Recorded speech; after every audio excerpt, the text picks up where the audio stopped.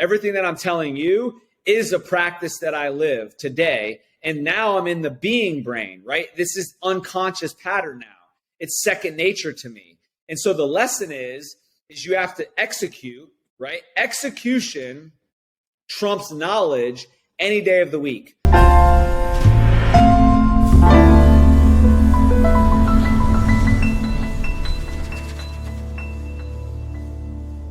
In this episode, we'll be leveling up in every area of our lives with the help of a successful entrepreneur and motivational speaker. He's the founder of We Level Up Treatment Centers and Personal Development Events. He's also a facilitator of change. Welcome to the show, Ryan. How are you doing? Oh, wonderful, Toby. Thank you so much for having me. Thank you so much for joining me on this episode. I really appreciate your presence here today. And, while preparing for this conversation, I was just like speechless for a while, like reading your story, what you've had to go through in life. I'm like, oh, you are a strong person. Like you're no stranger to pains and to failures in life. You were born and raised in a high crime area, losing your sister at the age of 5, watching your parents divorce shortly afterwards, and becoming a victim of drug abuse and domestic abuse afterwards, and later juvenile detention. That's a lot to experience in a lifetime. So, is it possible for you to share this story with us, share these experiences with us, so that we could, have a deeper insight to what you've experienced so far? Yeah, and so what's interesting, what I've realized along my journey is that I'm not so unique. There's so many people that have gone through what I've gone through and have gone through much worse. But I think the difference and what's important and what I learned through my journey is what are you going to do with those experiences, right? Like, how are you going to take those experiences, take those pains, and use them to help other people or to make the world a better place or to transform people's lives? And so that's been my experience with my journey, because I started to put myself in proximity with a lot of successful entrepreneurs and a lot of successful thought leaders and those that are doing the very thing that I'm doing. And there are some differences, but there's a lot more similarities. And what I've learned from them is the very thing that they were doing at the time that I met them, which I wasn't doing, which is what I'm doing today here with you, is sharing my story, giving insights and techniques and skills that I've learned along the way so that people can apply them in their life so that they can ultimately get to where they want to be. And a lot of times we never even knew that was possible. And so it's my fiduciary responsibility to spread the message and to make a difference. And, my mentor, Tony Robbins, says the gift of living is giving. And so I've designed and built a life that is directly contributed to giving back, contribution, making a difference and impacting the world. And so again, I just want to honor you and thank you so much for allowing me to be here, because this is how I'm going to be able to get the message out there, is from individuals like you. So thank you again. Yeah, thank you so much. Thank you so much for, also, doing something positively with what you've experienced, because it's one thing to go through life and experience a lot of things, and it's another thing to take all of that and turn it to gold or turn it to something that could help other people on the similar path also. And without such stories like yours, there won't be any Mirror Talk podcast, basically. Yeah. Sure. Yes. One thing that touched me also was right in your story, in October 2001, you got into a car accident where you were pronounced dead at the scene. And 3 days after, you were awoken from a coma. That's a great miracle. That's something that does not happen to everyone. So I got so much curious. Like, I wanted to know, Ryan, I want to know your experience. I was like being in coma, and I was like, waking up from that coma. Yeah, and that was when I really identified that there's a power greater than myself. And that was when I really accepted the belief that there is a God, and he was looking out for me in that moment in time. And looking back today, that was the starting point of my journey that I'm on today. I've been sober 21 years. And so, that weekend was I violated probation at the time. I was up using drugs and alcohol the entire weekend. It was a Monday morning, October 8th. We were on our way to drop off the girl that I was dating at the time. And I remember sitting in the front seat and I was holding a handful of Xanax. And I just remembered saying to my friend, the drugs aren't working anymore. I'm not feeling the effects of consuming this substance. And I remembered us just agreeing that we needed to start taking more. That was the solution. So my solution at the time was I need to consume more of these drugs in order for these to work. And shortly after that, I don't really remember much. I was told later on that we were in a high-speed chase. He was running from the cops. We ended up flipping the car, and I was pronounced dead at the scene of the crime. Wow. Yeah. And so it was some heavy stuff. And I did wake up, I don't remember exactly, but 2 or 3 days later, and it was very vague. I remembered I was handcuffed to the hospital bed, and I remember the police officer questioning me, and I wasn't really coherent. I was still, experiencing the trauma of the accident and probably sedated at the time. And then I woke up in the detention center, and I realized what had happened to me at that point. I was facing, 25 years to life. I was 16 years old, getting ready to turn 17. And I remembered the court system telling me if I came back into the courtroom again, they were going to send me away to a juvenile prison. Once I turned 18, they were going to adjudicate me as an adult, and I was going to spend 25 years to life in prison. And so that was that entire experience completely changed my entire life. And so today I can honestly say that I am extremely grateful for that moment, because it is what was needed for me to be where I'm at today. Yeah. Wow. I mean, sometimes we go through some experiences in life so that we could have a turnaround. Basically, we could have a shift in our mindset and thinking. Yes. So did you have like some kind of, going to heaven and seeing God and all of kind of supernatural experiences that people have when they're in coma? Did you see angels in coma? Nah, man, it's like going to sleep. I don't really remember much. It was just black, and there was no pain and there was no fear. It was just, I was unconscious. I didn't really remember much. I didn't have this white light experience. But looking back, there's so many powerful lessons that I learned from that. And one of the lessons, and one of what I've learned today is the dance of life is what we desire the most or what we fear the most. And so at that time, I was afraid that if I didn't do something about my addiction or I didn't change my behaviors, I was going to spend the rest of my life in prison. And for me, that was the leverage that I needed in order to make new decisions in my life, in order to want to change who I was being at the time. And so sometimes when we need to hit rock bottom in order to change. Yes, that's true. Sometimes we have to hit rock bottom in order to start going back up again. Yeah, man. Yes, and after that experience, you decided to change your life, to turn around your life, and you started searching for your life purpose. But it also led to a lot of challenges, difficulties, failures, disappointments. How were you able to navigate all of these challenges in life and finally find your purpose? Yeah, and so for the next 5 years, I was thriving in recovery. I had a great support system when I was introduced to recovery, because my mother and my stepfather were sober at the time, and they introduced me to the 12-step program.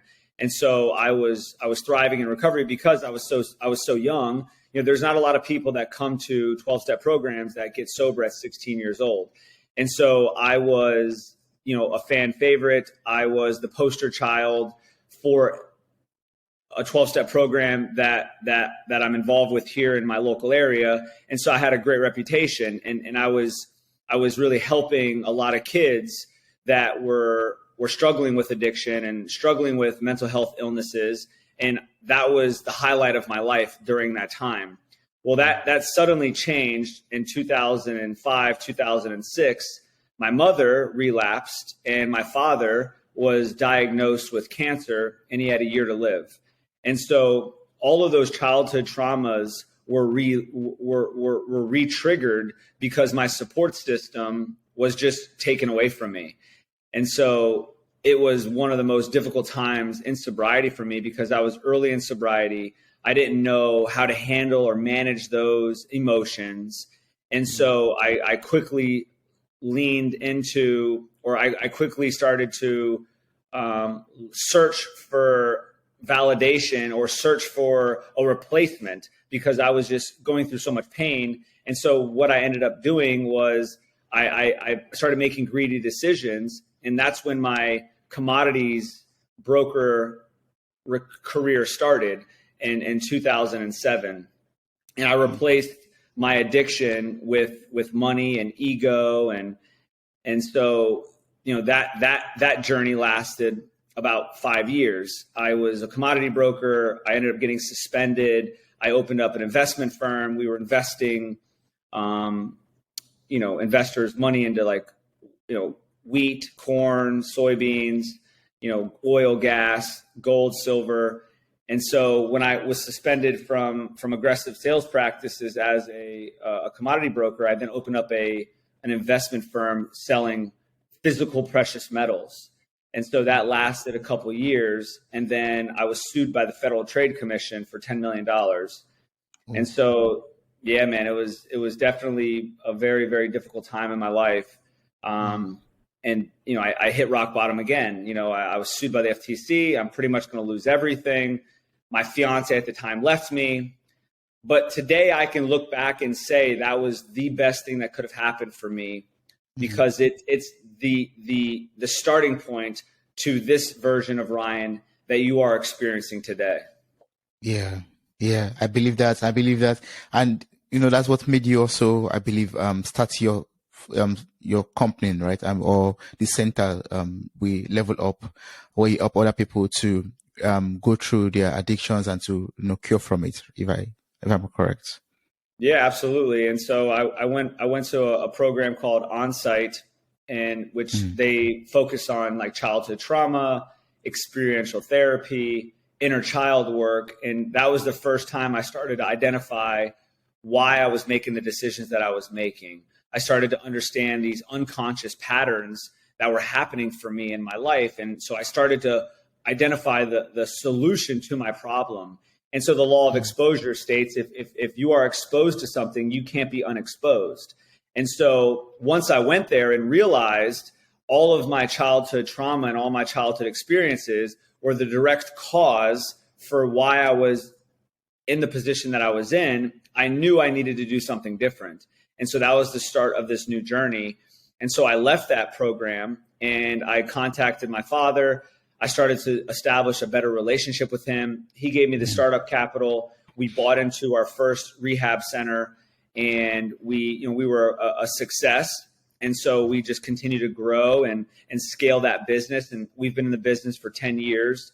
And, my father passed away just recently. He passed away December 24th, 2020.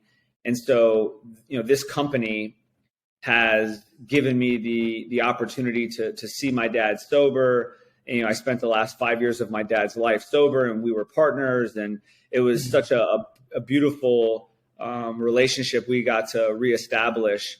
And so I'm so grateful because I was able to do that because of this company. And, today we have 9 centers in 5 states, 450 employees, and we're impacting about 10,000 lives a year.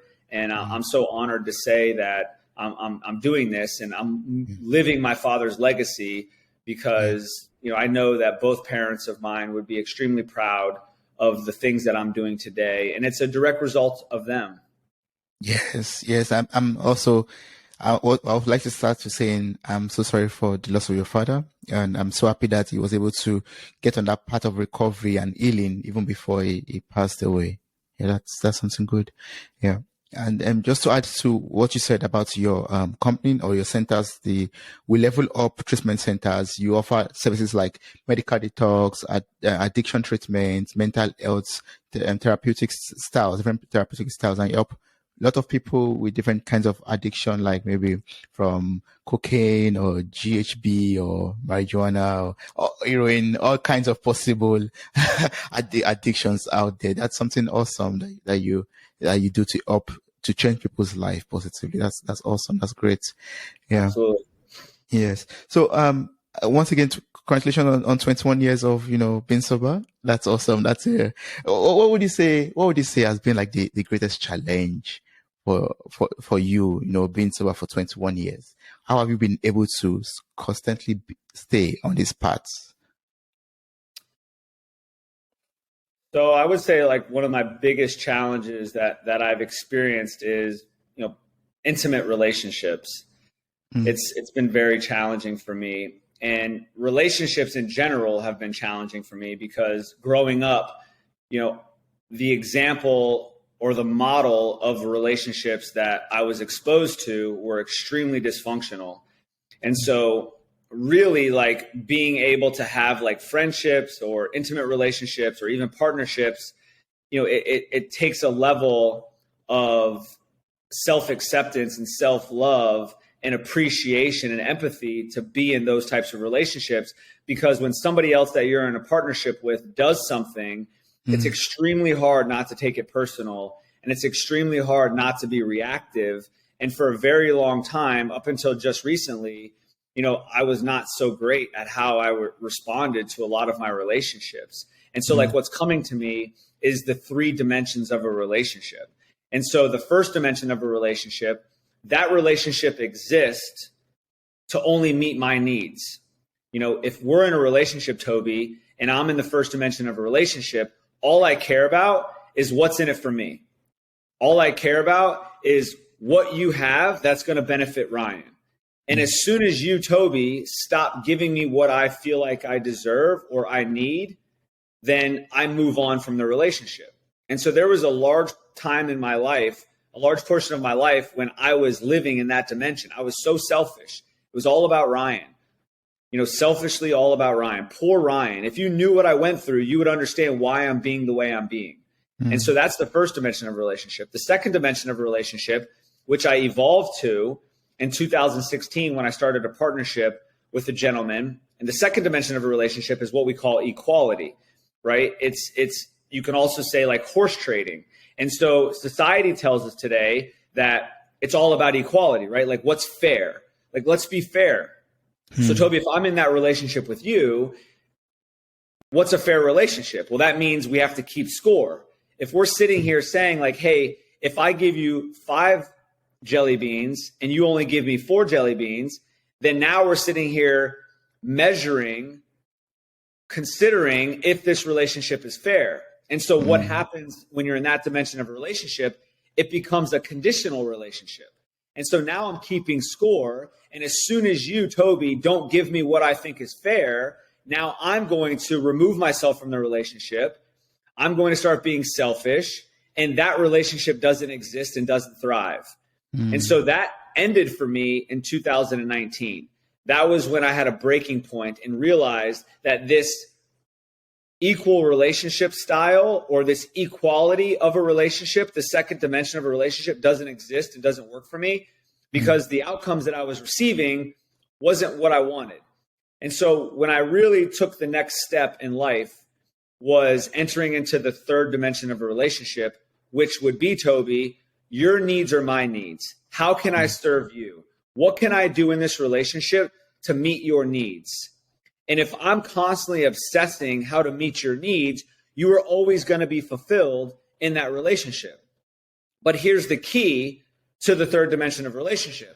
In order for me to fill your cup, I have to constantly fill my own cup. So there's a level of responsibility that's necessary in order to live in the third dimension of a relationship. So I have to do my own work. I have to take care of myself. I have to feed my mind with positivity. I have to go to the gym and focus and work on my physiology so I have the conditioning to meet your needs. Because as soon as my cup is empty, I'm incapable of delivering in the third dimension of a relationship. And so this journey that I've went through was such a beautiful transition and such a beautiful journey, although it wasn't easy. But now I can see how important it is to meet the needs of others and to serve them at the highest level. And because I'm doing that, the universe, the world is giving me more than I could have ever imagined. Yes, that I believe that's where we all want to be, right? We want to be at that third level so that we could serve the world. We could be of good benefit to the world, and not just taking, but giving and impacting. And that way, we also get back the same way. Yeah. And you made mention of something that is making me curious right now. Like, you talked about, yes, when you're of service to the world or to people, of course, you have to fill yourself up. You have to work in order to be, filled up, because you have to pour out from somewhere, right? You have to fill up your tank all the time. So kind of like, enlightening me or enlightening us a bit on how we could keep on filling our tank up and at the same time being of service to other people, like pouring into other people's life too.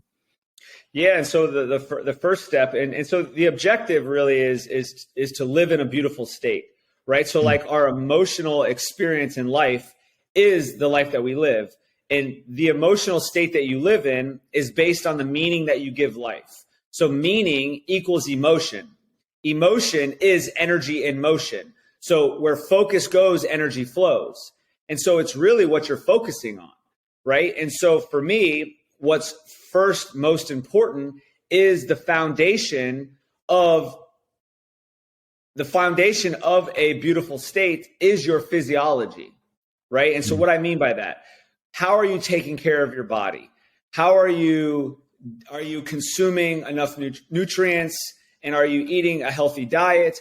Are you feeling fatigued throughout the day, or do you feel like you're in tip-top shape? So like number one is get in the best physical shape you possibly can, because your focus will only go as far as your physiology will let you. And so if I'm trying to run a mile race, let's say the objective, our relationship, Toby, is compared to running a mile race. And if I can run a mile race under 6 minutes, which would be compared to us having an outstanding relationship, and I don't work on my physiology, and I can't run a 6-minute mile, then that means that I'm going to be lazy. That means I'm going to want to give up. That means when things get difficult, I'm not going to want to step up to the plate. And so you have to really strengthen your physical body in order to withstand those emotional challenges. And so if we're in a relationship and you come up to me and you're like, I'm unhappy about this relationship, and I'm feeling fatigued and I'm feeling lazy, I'm not hydrated, I'm not sleeping well, I'm going to respond to you in a much nastier way than if I was really taking care of myself. And so the first thing that needs to happen is your physiology, your posture, how are you sleeping at night? What are you consuming? Are you hydrating? Are you drinking a gallon of water a day? And so that's the first step. The second step is like what you're focused on, right? Like what you focus on, you feel. And like I said earlier, focus goes where energy flows. Energy is emotions. Emotions is the experience of life that you have. So if I'm focusing on what I don't have, what emotions do you think I'm going to feel? You feel emotions of emptiness, of lack, basically. Yeah, exactly. And so if I'm focusing on what I do have, what emotions am I going to feel? Abundance and gratitude. Yeah. Exactly. Gratitude. And so gratitude is the antidote to overcome any negative emotions.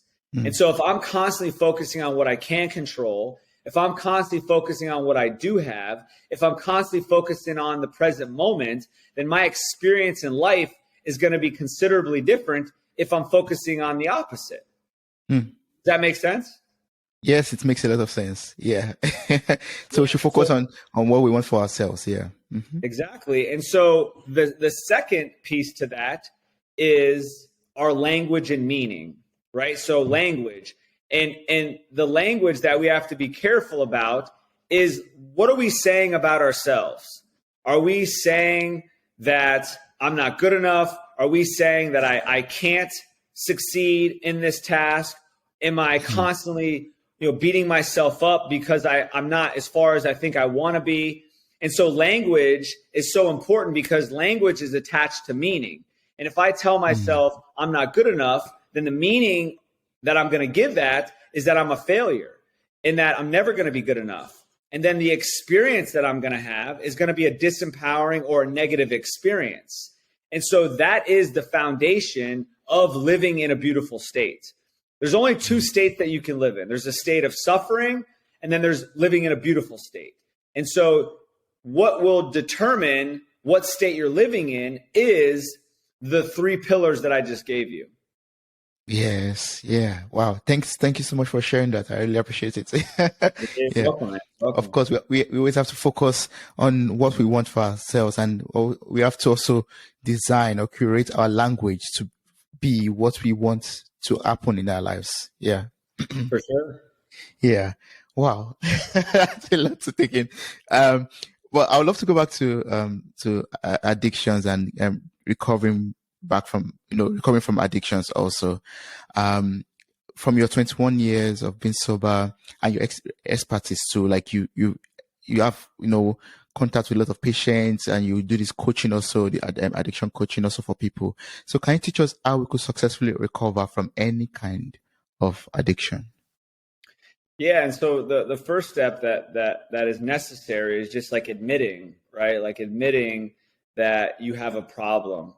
And it's not so much about being honest with others, which that is important.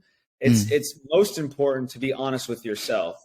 And so just admitting that you have this addiction, acceptance is the first step that's necessary in order to make change in your life. So I accept it. Okay, I'm addicted to drugs. I'm addicted to alcohol. I'm addicted to gambling. I'm addicted to, sex. I'm addicted to gambling, whatever it is. As soon as you accept it, then you have to make a decision to allow a power to come into your life that's greater than you. I have a relationship with God. I believe in God. And so for me, it was easy to make the decision that I know there's a God because of what happened to me October 8th, 2001. It was really easy for me to realize that there's definitely something greater than me that is looking over me. And so that's the second step. The third step is the willingness to receive God's guidance, right? It's like my will versus God's will. My will got me in the trouble that I ended up in, right? So like my will, my decisions landed me at the crime scene October 8th, 2001. God's will was the one who decided that he was going to keep me alive. Right? Because I have no control over if I live or die. Clearly, I could take my life, but like if I'm not committing suicide, outside of that, I really have no control, right? Like I can do things to potentially enhance or improve the outcome of my life by what I'm consuming my body and my thoughts and my beliefs and how I'm taking care of myself. And then what I found is so important is really just identifying the resentments that you're living with. Right. So like I used to walk around with so many resentments, and I was so angry because of all the things that I went through as a child. I felt like people owed me something. I felt like the world owed me. I was so angry because of the childhood experience I went through. I literally would walk through life resenting a lot of people, thinking that I was entitled to take what's mine. And so by putting pen to paper and really seeing all the people that I was angry at, whether it was real or if it was made up, I was able to put that on paper. And then I got to see my part in it. Like how did I contribute to this situation that I'm so upset about? And once you're able to see your part in it, it's the first step of like taking responsibility. Right. And so then once you take responsibility, then it's like, okay, now how do I make amends to those people that I've hurt? Because what you realize is all those people that you put on the list that you're angry at, you have done something to those people as well. It takes two to dance. And so once you get to see, like, I have also equally have done harm to these people, then it's an opportunity to go make amends. And that's when the real healing starts, because if I stole something from you, Toby, when we were kids growing up, and I sat down with you and said, hey, Toby, I want to make amends to you. And hey, Toby, do you remember when we were 16 and the $500 was stolen out of your room and you didn't know who it was? Yeah. I want you to know that was me. And I'm sorry. I was addicted to drugs and I want to make it right. So I'm going to give you back the $500. And so that level of making amends is so powerful because it really humbles you. You really get to see the damage that you've done in other people's lives, right? And then the last 3 steps that are necessary are just like a daily, daily review, a review of your day to determine once you did something wrong, you need to immediately make amends, and then the last step is to help somebody else. And so as long as you do a daily reflection and identify, did you act out that day? Did you get into old addictive behaviors? Are you upset at somebody? Did you offend somebody?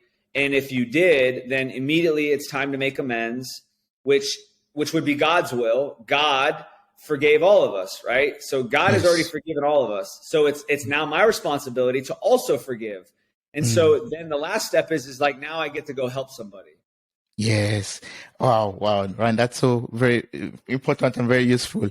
Like, taking responsibility of the situation in our lives, not just blaming other people for what is happening to us or happening in our lives, and also making amendments, and at the same time, having, you're saying that God has forgiven us already, gives us that, or gives me that understanding that, yes, I am forgiven. I also have to forgive myself of any wrongdoings I've done in the past, and I don't have to beat myself up for any bad thing. And that way I let go of that pain, that hunger basically that I have towards myself, and the same thing to other people that have hurt me in some ways.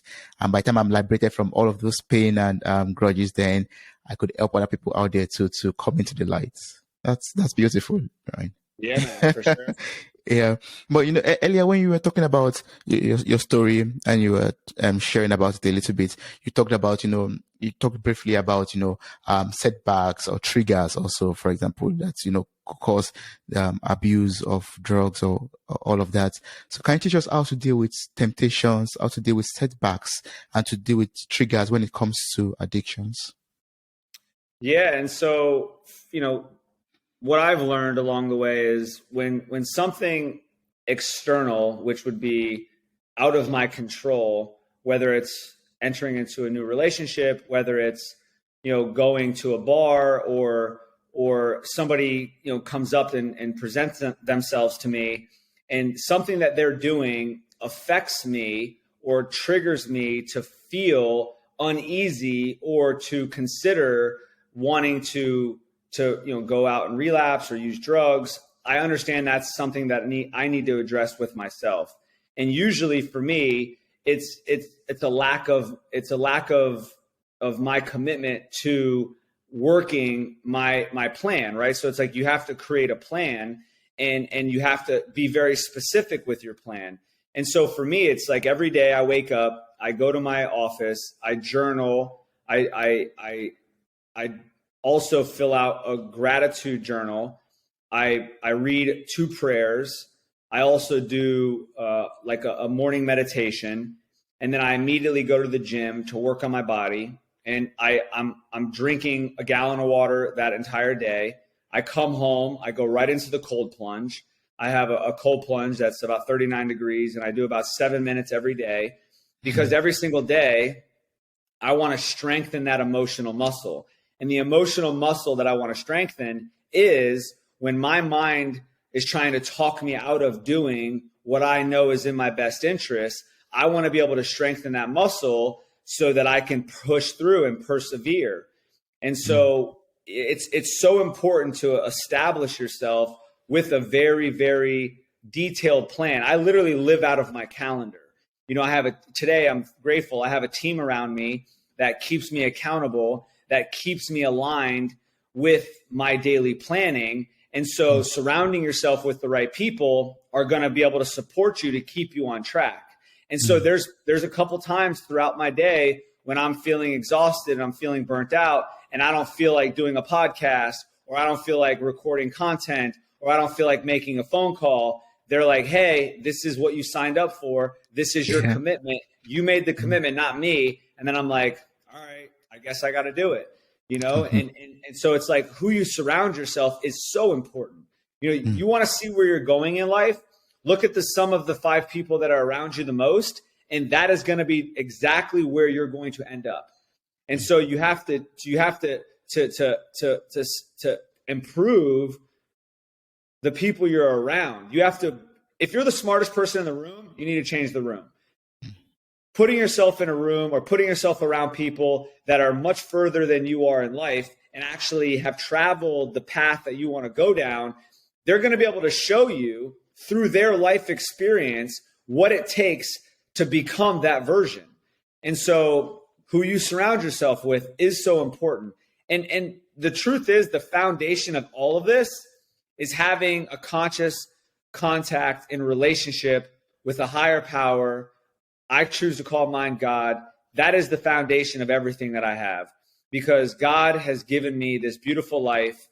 I have nothing but grace and gratitude because of all the things that I've all the things that I've been through. And so with that foundation, everything else is easy. Everything else is a piece of cake, is a walk in the park. Yeah, that's so deep. I mean, I also believe that having God as that's pillar and center of our lives helps us to go through any storm of life, and we're able to, stand out or stand up, even whenever we tend to fall or whatever, and we, go through life with that confidence that yes, we have a Father, we have a God who has our back basically in case anything happens, and it can calm the storm for us and give us the strength to just pull through. And one thing I learned from what you said earlier is when you were talking about it, I just got that reflection in my mind that sometimes the best things for ourselves or for our lives are the most difficult things for us to do. And like, you taking that cold plunge for 7 minutes, it's a very, very difficult thing to do, but it's good to build up your resilience and to build up your emotional strength. Yeah, 100%, man. Because at the end of the day, life's going to give you worthy opponents. And if you're not conditioning yourself to address those worthy opponents, you're going to just give up and you're going to just continue to spiral. Because at the end of the day, like if you're not growing biologically, physically, emotionally, spiritually, then you're living in a state of suffering. And so you have to constantly work on all areas of your life, constantly improve all areas of your life. And if you have that daily practice, then life is going to be a dance. When the life throws a worthy opponent at you, you're not going to be discouraged. You're going to be prepared. You're going to be ready for it. Because I'll tell you this, nothing in God's world happens by mistake. And so if the universe is presenting you with a worthy opponent, that means that you are ready to take on that challenge. But if you're not conditioning yourself emotionally, spiritually, physiologically, then you are not going to be able to overcome or take on that battle. And so for me today, life throws me a worthy opponent. Yes, it's difficult. Yes, it's challenging. Yes, it's painful at times. But I laugh because I know I'll get through it. I know when I get to the other side, I'm going to have a ton of lessons, and I'm extremely grateful for that. And the day that stops is the day my heart stops beating. And so I'm up for the challenge. I'm grateful that God has given me this beautiful life that I have to pursue these challenges and to overcome them and to accomplish them. And so what I've learned is life is all about who you're becoming, right? And so all those challenges are going to teach you how to be a better version of yourself. And so I constantly pursue challenging moments so that I can strengthen all these emotional parts of me so that I can be the best version of myself. Yes, we have to always strive to be the best version of ourselves every day, every time. And you made mention of some things that we could make use of already, like journaling and, having a calendar, having a plan for our lives, basically, or for our day, actually, too. Yeah. Yeah, for sure. Yeah. And also, I know you talked briefly about this, like, being in a room where everyone there is, pushing you forward, helping you to, fulfill your purpose and improve in life, basically. But are there like some other things we could also put into place in order to improve our performance, in order to improve our, our output, our mindset also? Yeah, absolutely. Well, so the human mind wants to find evidence to support its belief systems, right? So we all, as humans, have belief systems, and every single person in life is where they are at that very time based on their belief systems. And so you ask me, like, Ryan, what's changed for you over the last 10 years? My belief systems, what I believe about myself, what I believe about others, my belief on the meaning I give life. And so sometimes when you're around people that have a belief system that you want to step into at some point, sometimes we need to borrow their belief system. Sometimes I might not be strong enough. I might not be conditioned enough to believe that I'm capable. But putting yourself around people that do believe and that believe in you, even though you don't believe in yourself, sometimes is necessary in order for you to get to the next level in life. Yes. Belief system. I'm talking about belief system. I want to learn from you. How can we liberate ourselves from, all these mental chains that we sometimes have, these limiting beliefs that bind us and prevent us from operating at our fullest capacity? How can we turn that around? Yeah, and so the first thing is we need to identify what the belief system is, or the limiting belief, right? And so I'll share you one of my limiting beliefs. So I was, I was 6 or 7 years old, and my sister passed away when I was 5. So I didn't really go to school much.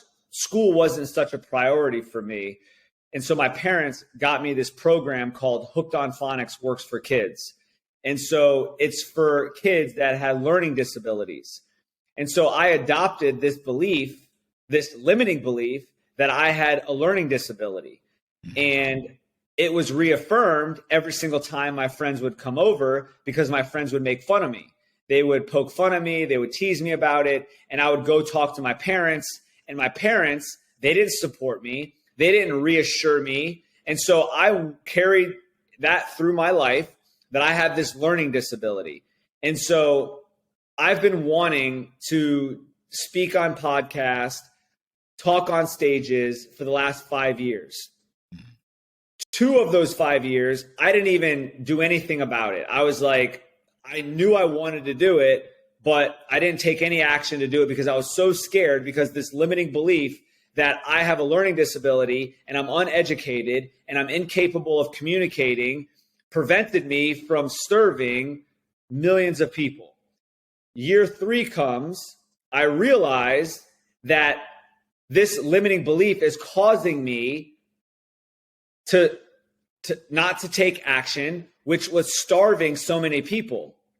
And so I was actually at Tony Robbins' house, and I went through this breakthrough process.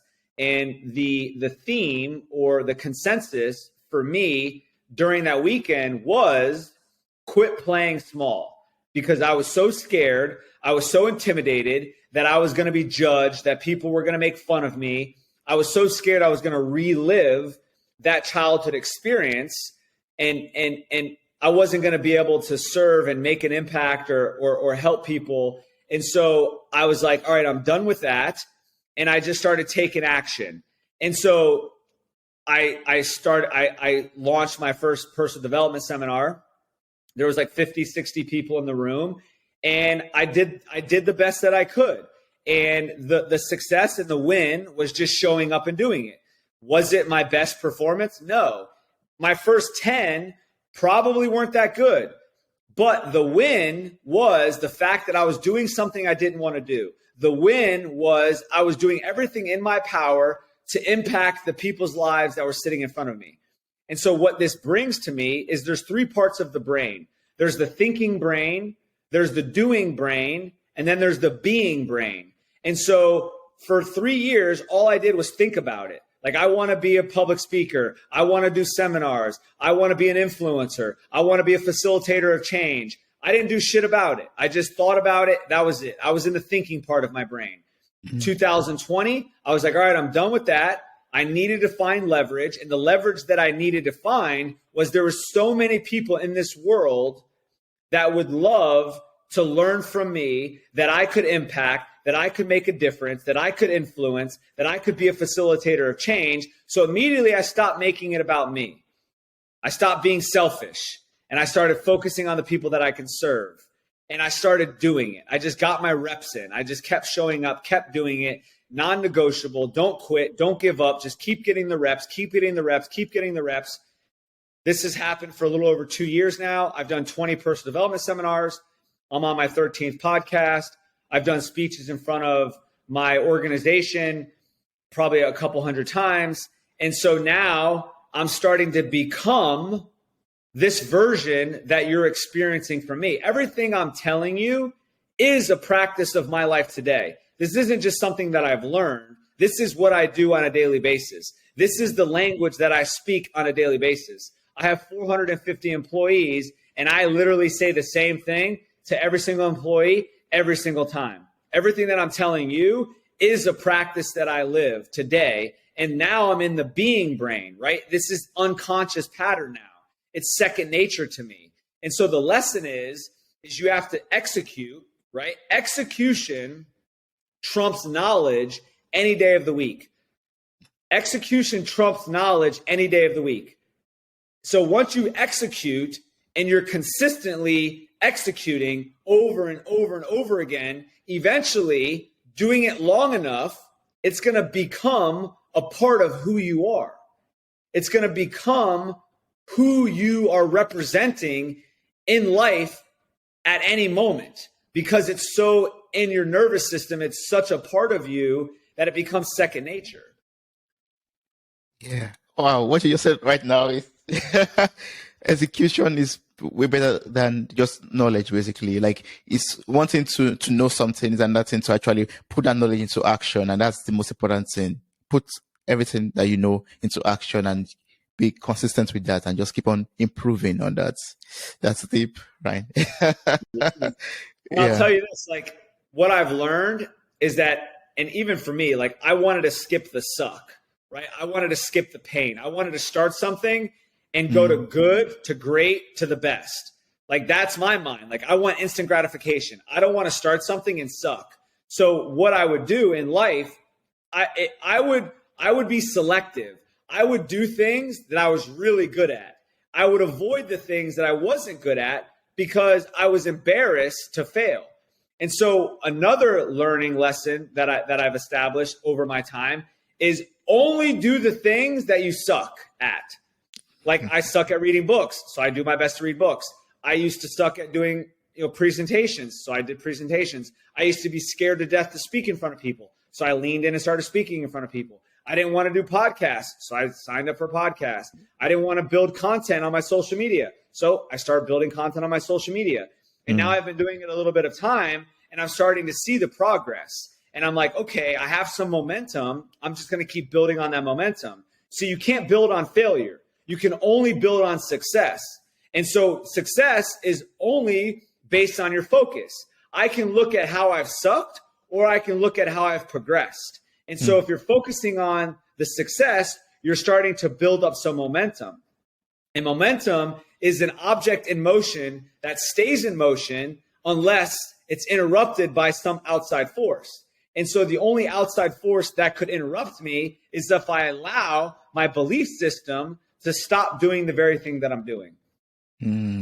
Yes. Just keep on building momentum. Wow. Ryan, I've learned so much from you in this conversation. Like, a lot of wisdom packed into this short episode that we've already had so far. If there's a word of advice you could give someone out there who is in a very dark state right now, going through a lot of challenges or troubles in life, or maybe struggling with one addiction or the other, what would that word of advice be? Yeah, first I would say I've been right where you are. I've been at a lot of very low points in my life, times in my life when I didn't even want to live anymore. And what I can tell you, when I was faced with those experiences, there was this little voice inside my head that would give me the answer that I knew I needed to do. And I know sometimes the right thing to do or what's in the best interest of me is the most difficult decision to make. And it all goes down to making that difficult decision.